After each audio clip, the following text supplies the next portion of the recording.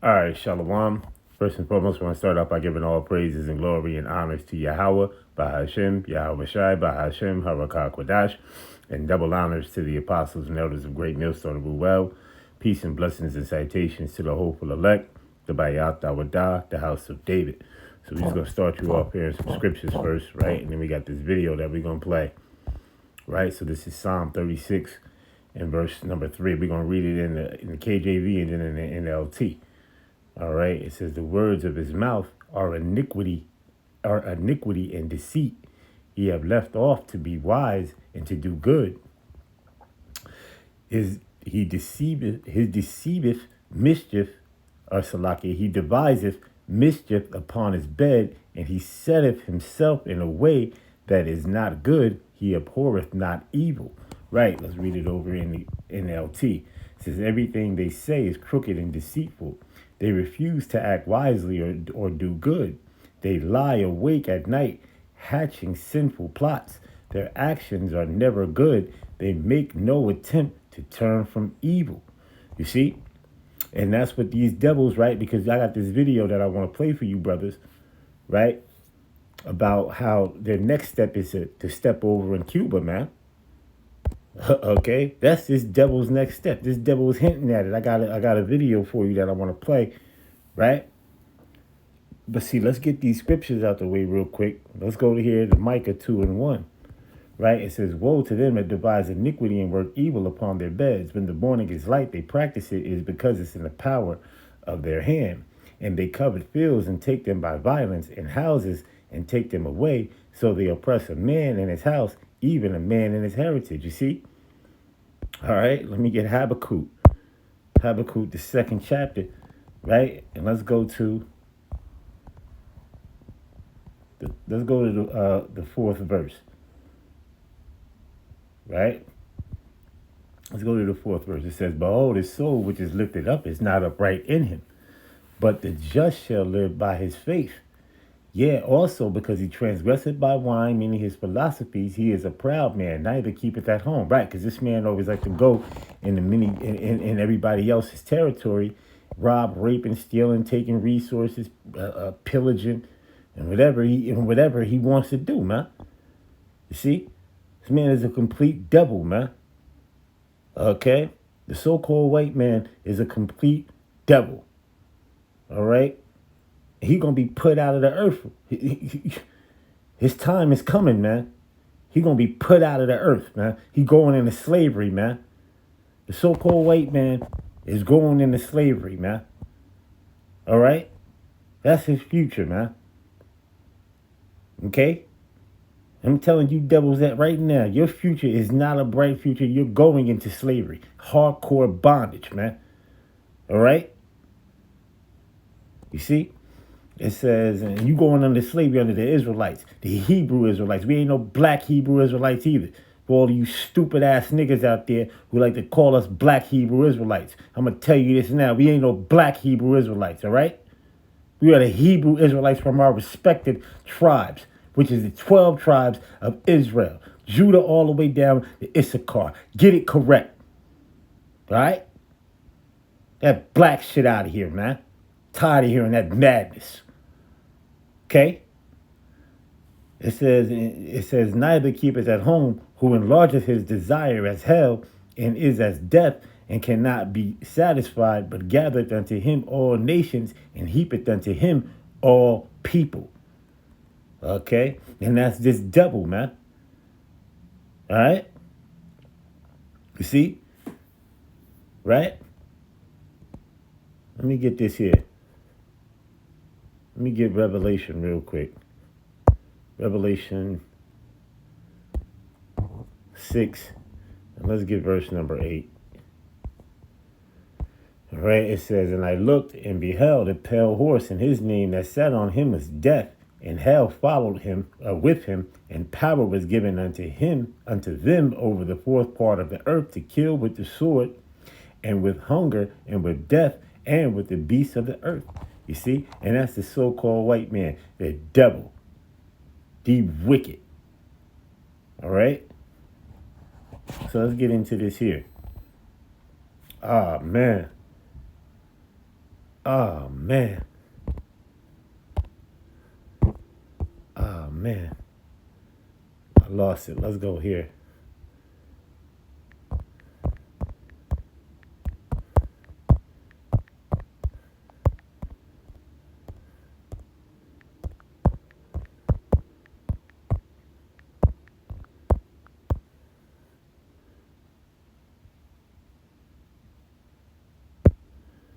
Go into the videos here. Right here. US President Donald Trump has hinted at military action against Cuba, promising a new dawn is coming. It's as an ongoing US oil blockade is causing residents in Cuba to face continuous power outages and food shortages. There's little traffic on Cuba's motorways. There's little fuel to be had, so nobody moves unless it's absolutely essential. We travelled a couple of hours outside the capital, Havana, mainly passing horse-drawn carts or slow-moving motorcycles and scooters. Without power or fuel, Cuba's already weak economy is floundering. This is a farming community in the region of Pinar del Rio, the centre of tobacco production and Cuban cigars. This community is typical of rural Cuba. There's little going on, most people are poor, and there's virtually no electricity. When we arrived, the power cut was already 2 days old. At sunset, many climb onto their rooftops looking for signal. There is barely any. People tell us communicating with family and friends is often impossible these days. Others prepare charcoal fires to cook dinner for their families.